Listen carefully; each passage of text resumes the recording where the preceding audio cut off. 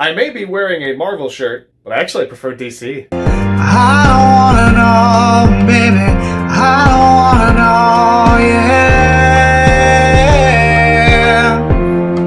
Welcome to Ponzi Gaming. Show of hands. Who loves to be heartbroken?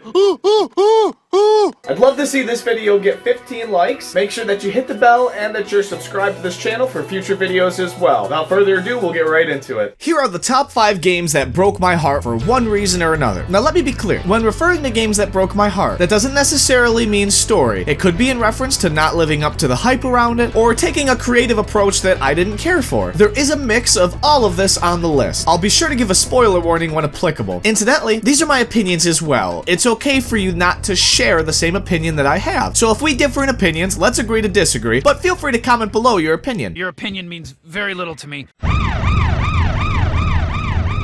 Number 5 is Crash of the Titans. Talk about a game that I hated the creative approach as an attempt to reboot the franchise reimagined. I hated Crash's redesign, the level design was mediocre at best, and it just didn't feel like a Crash game. I'm sorry, but honestly I felt as though Wrath of Cortex had better level design than this game. Sue me. You've been lawyered. Releasing in 2007, it was the first console game since Crash Tag Team Racing. Since Tag Team Racing came out in 2005, it gave the Crash series a 2-year drought. Well, unless you had a Nintendo DS and wanted to play Boom Bang, but I sure didn't. And unfortunately, what we came back to 2 years later just derailed the Crash franchise.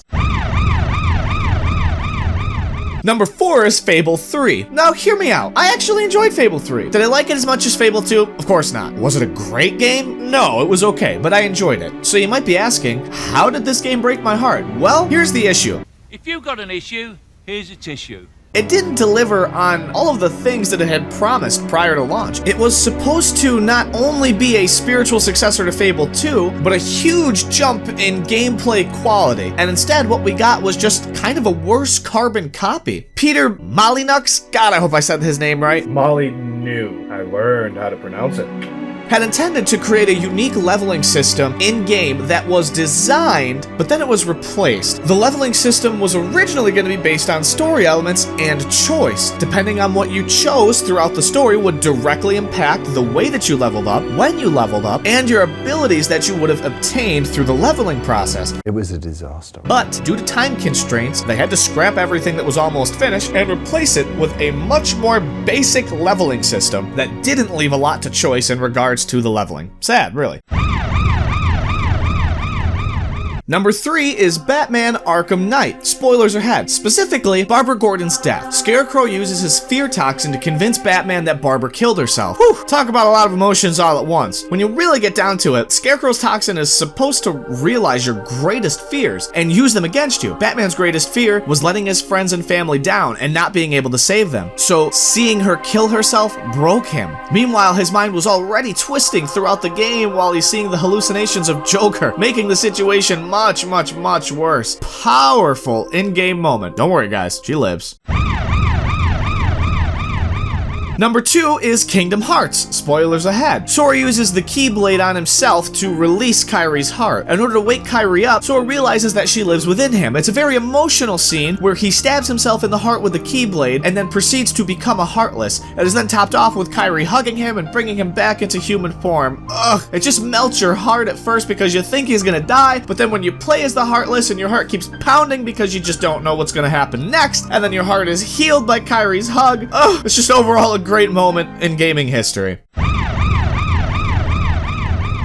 And finally, my number 1, Assassin's Creed 3. And there's spoilers. I hate this game, period. Whoa, just take it easy, man. The story ruined itself in this game. As you start the game, you play as Hathan Conway before playing as Connor. Now, if throughout all this game, you played as Hathan, and then at the very end, it revealed that you were playing as a Templar, it would have been absolutely fantastic. That plot twist would have made me not hate the game so much. But instead, you switched to Connor about 25% of the way through the first part of the game. Oh, and let's not forget that they killed off Desmond. You know, after having 5 games that were priming him to become an assassin, using the Animus to learn the techniques of his ancestors, then they just kill him off for no reason. They were priming to get him ready for this massive modern day war with the Templars, and then they kill him. Needless to say, I have not went back to this franchise. Although, now that a lot of time has passed, I might play some of the new titles now that my rage has sort of subsided. Again, these are my opinions, guys. I know that there are some die-hard fans for each of the franchises that I don't much care for, and that's totally fine. You're allowed to have that opinion. This is just me personally. So without further ado, make sure you hit the bell and subscribe,